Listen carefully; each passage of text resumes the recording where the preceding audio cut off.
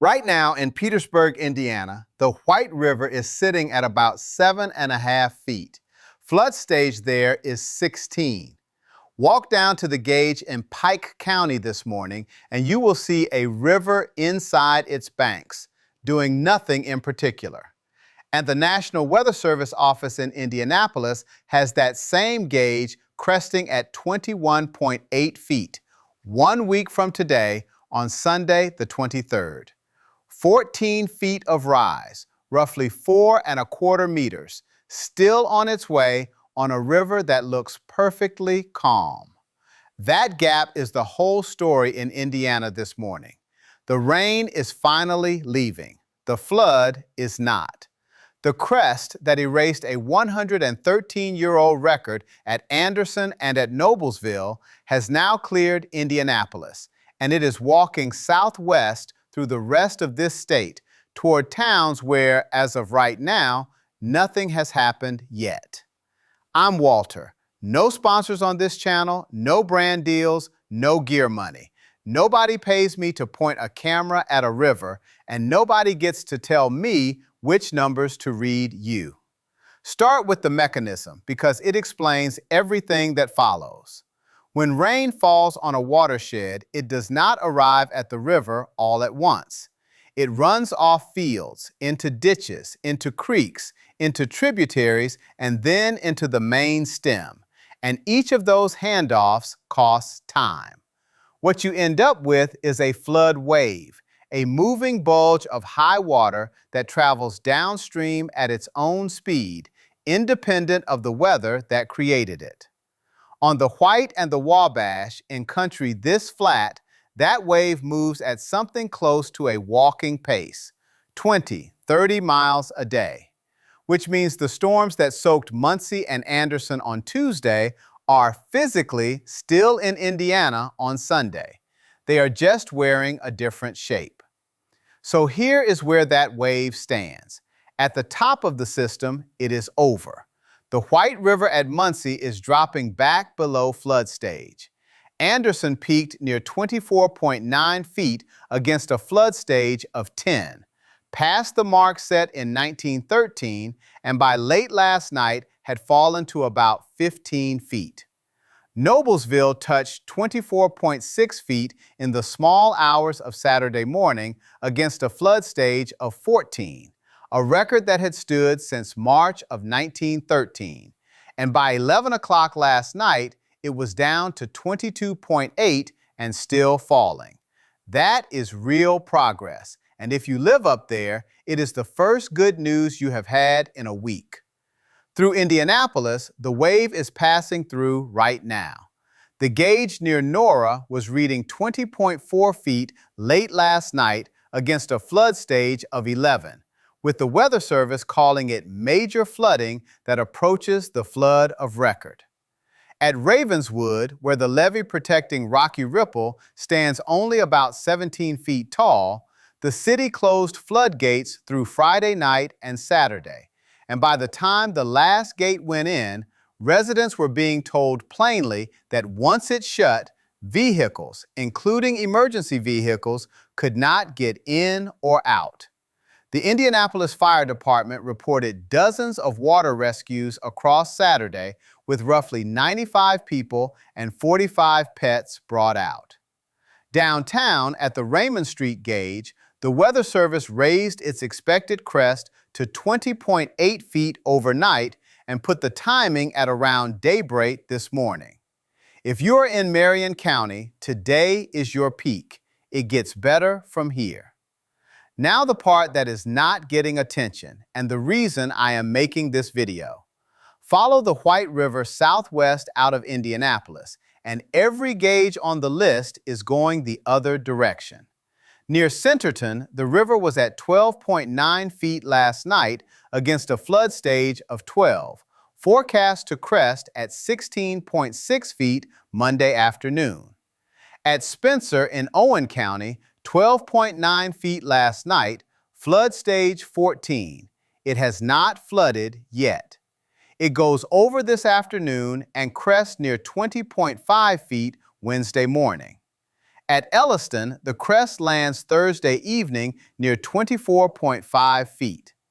At Newberry in Greene County, the river was at 10.5 feet, 3 feet below flood stage, and the forecast crest is 18.3 feet on Friday. At Edwardsport, 12.3 feet last night, crest of 21.1 feet next Saturday.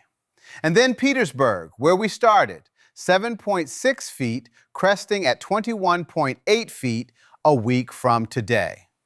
The Wabash tells the same story on a parallel track. Covington crests near 24.1 feet early tomorrow. Montezuma crests near 24.7 feet tomorrow morning.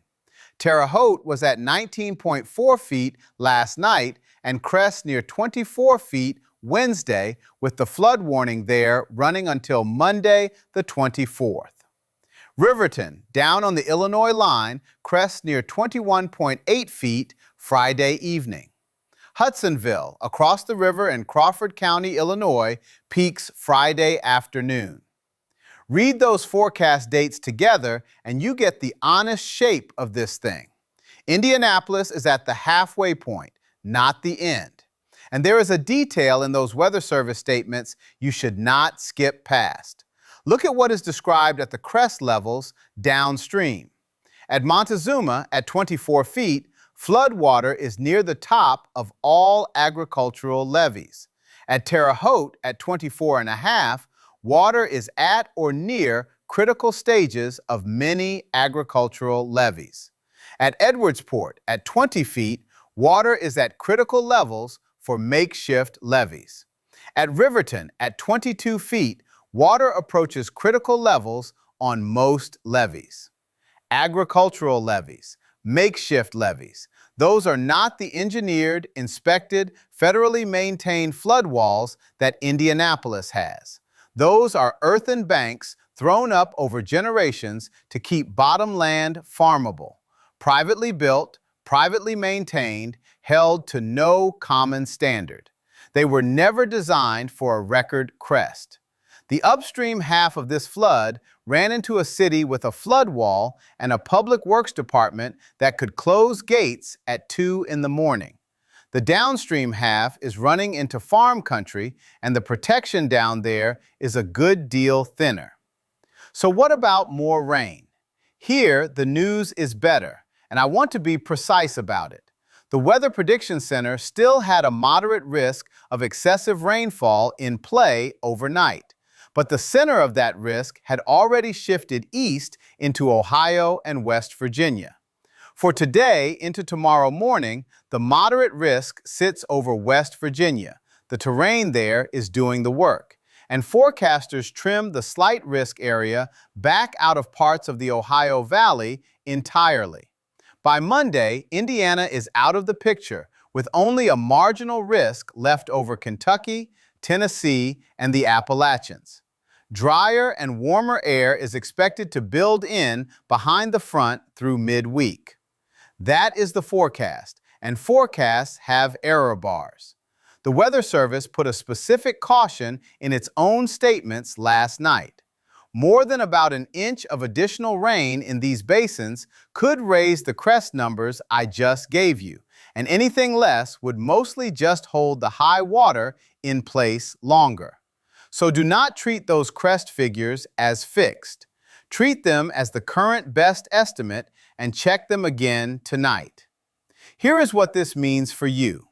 If you are downstream, Owen, Greene, Knox, Davies, Pike, Vigo, Vermilion, Park, Sullivan counties, or across the line into Crawford and Lawrence counties in Illinois, you have something the people in Noblesville never got.